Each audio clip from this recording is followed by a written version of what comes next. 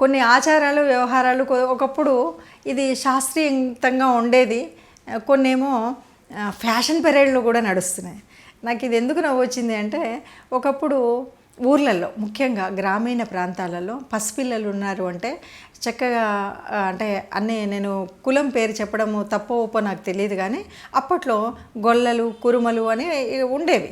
ఎందుకంటే కురుమలు అన్న వాళ్ళ దగ్గర ఏంటంటే గొర్రెల పెంపకం ఉండేది. వాళ్ళు ఆ గొర్రెల ఉన్నితో గొంగళ్ళు తయారు చేయడం ఇలాంటివన్నీ చేసేవాళ్ళు.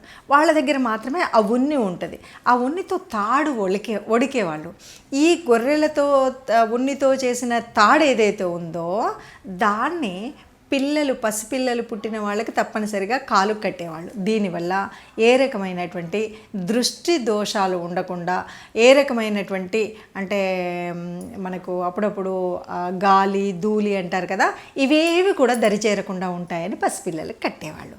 అయిపోయింది, బాగుండింది. తర్వాత కూడా ఎదుగుతూ ఉన్న కొద్ది కొంతమందికి బాగా బాలారిష్టాలు ఉంటాయి. అలాంటి ఉన్నప్పుడు కూడా తప్పనిసరిగా ఇలా వెళ్ళి మళ్ళీ వాళ్ళ ఇంటి దగ్గర నుండి ఆ ఉన్నితో చేసినటువంటి తెచ్చేవాళ్ళు. ఉన్ని ఎలా ఉంటుందంటే సహజంగా నలుపు రంగులోనే ఉంటుంది. గొర్రెలన్నీ ఏ రంగులో ఉంటాయంటే దాదాపు ఇప్పుడు మన దగ్గర ఏమో ఎర్ర గొర్రెలు ఏవి మన దగ్గర ఉండవు. ఎప్పుడు కూడా ఆ నల్ల గొర్రెల ఉన్ని ఉంటుంది కాబట్టి నలుపు రంగులోనే కనపడేది. తర్వాత నాకు ఒక అనుమానం అయితే వచ్చింది. ఇది ఎంతవరకు నిజమో తెలియదు కానీ ఈ ఫ్యాషన్ పెరేడ్లో మార్కెట్ చేసుకునే వ్యాపారస్తులు మాత్రం ఈ నల్ల తాడు ఏ స్థితికి వచ్చిందంటే కాలేజీలో చదివే వాళ్ళు, ఉద్యోగాలు చేసేవాళ్ళు అందరూ కడుతున్నారు. మగవాడైతే కుడికాలు కట్టుకోవాలి, ఆడవాళ్ళు అయితే ఎడంకాలు కట్టుకోవాలి. బాగుంది, సంతోషం. ఒక ఆచారాన్ని ముందుకు తీసుకువెళ్తున్నారు. దాంట్లో మళ్ళీ డిజైన్స్, దానికి ఒక పూస వేసి, దానికి ఒక అది వేసి, ఆఖరికి చివరికి ఏమైందంటే పట్టీలు కూడా తీసేసి ఈ తాడును కట్టుకోవడమే ఫ్యాషన్ పెరేడ్. ఒక చేతికి ఒక కాలు ఉంటేనే బాగుంటుంది అనే స్థితి వరకు వచ్చారు. నిజానికి నల్ల తాడు కట్టడం అనేటువంటిది ముఖ్యంగా దృష్టి దోషాలను తొలగించడం కోసం.